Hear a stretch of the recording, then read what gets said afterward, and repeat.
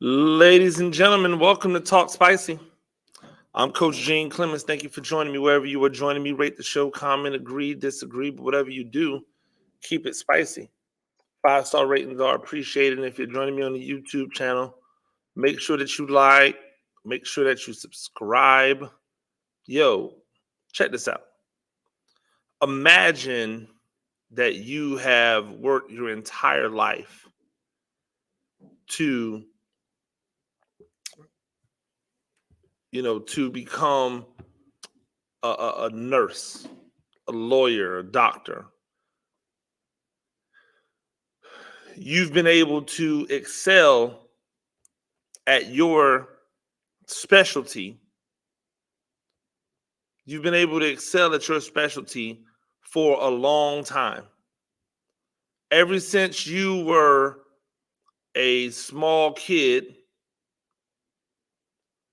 you have been able to be the 1% of the 1%.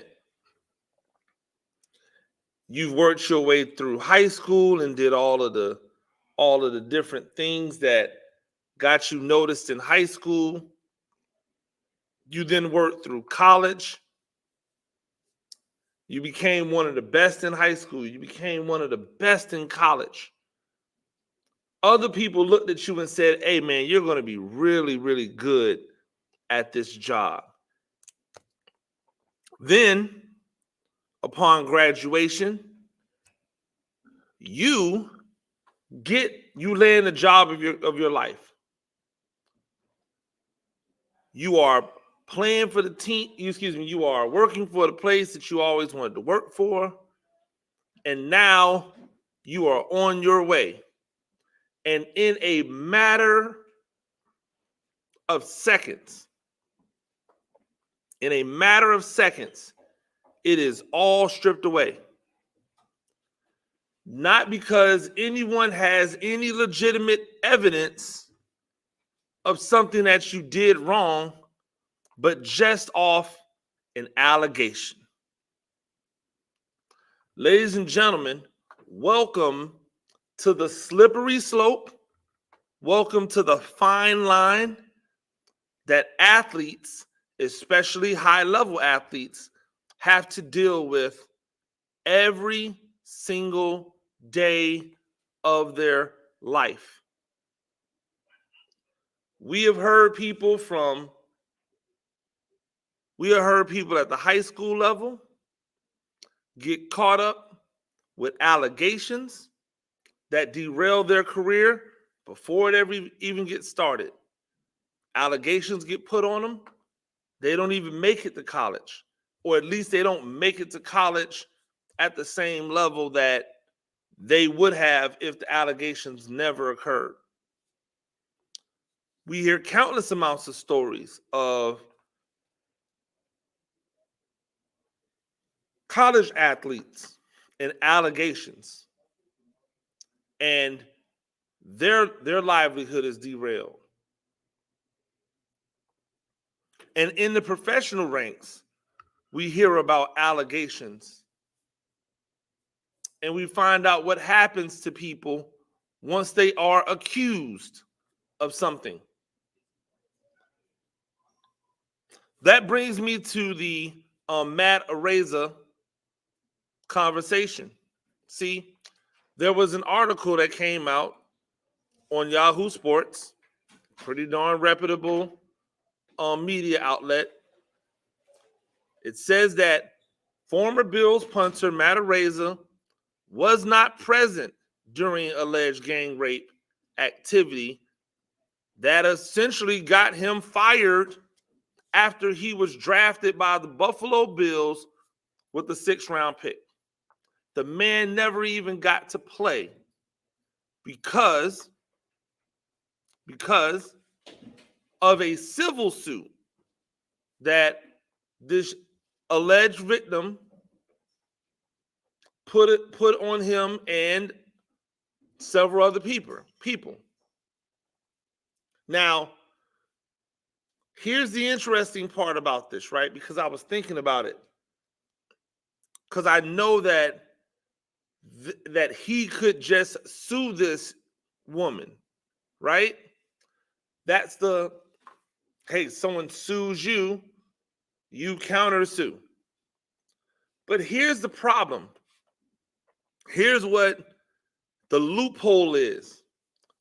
And quite honestly, one of the things that turned me off about the Deshaun Watson case is that these are not allegations that are being taken to the police. These are allegations that are being, or by the way, let me rewind that. They were taken to police, and police decided to not move any further with it. Now, I don't know which one is true in this case. I don't know if the alleged victim took it to the police and the police didn't do anything. So I don't want to put that on it.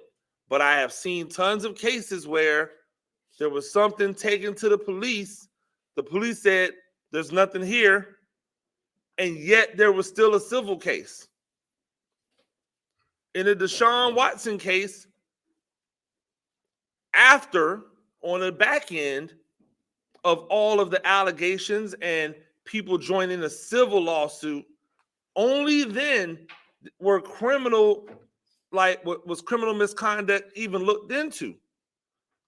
But when it was looked into, and when it went to the court to decide if it would go further, in two different places they said, nah, nothing here.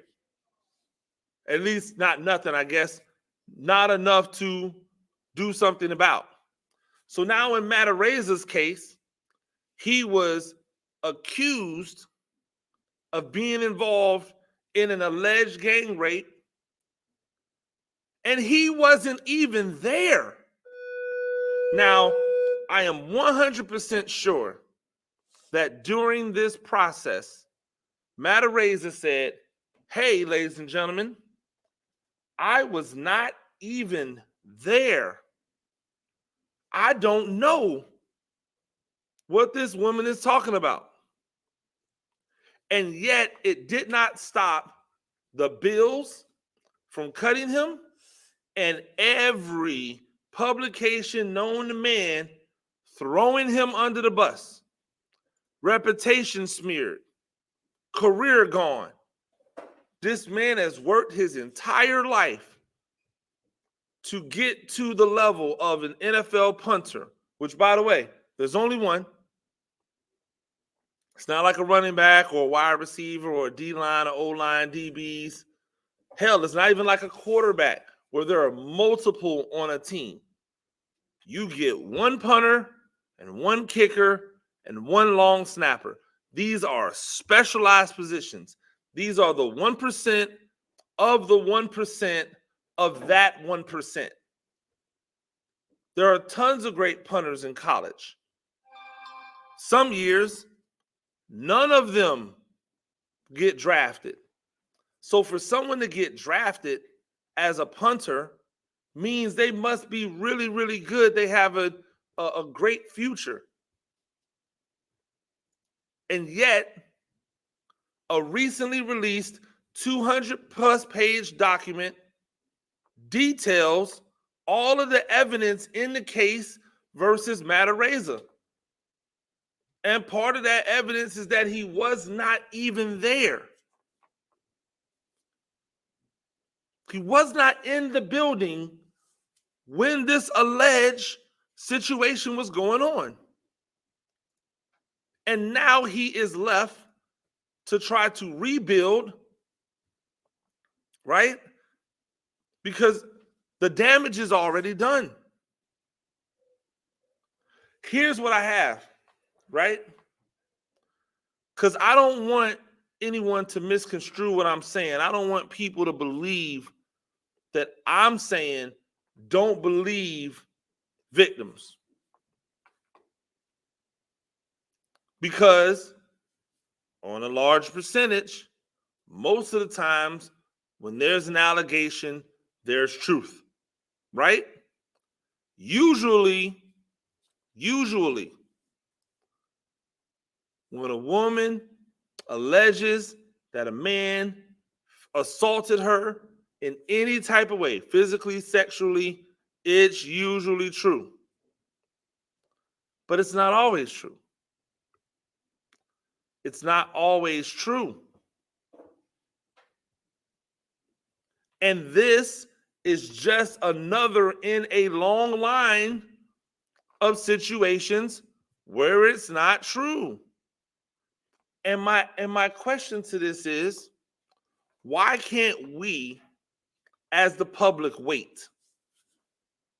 We respect the victim, we respect the alleged victim.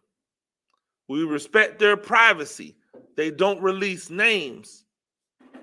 But we don't respect the accused. We plaster their picture all over the place. We run their name through the mud. They are guilty until proven innocent. And in most cases, they're guilty until proven not guilty. See, because I learned that new trick as well. Oh, well, he's not guilty. That doesn't mean he's innocent.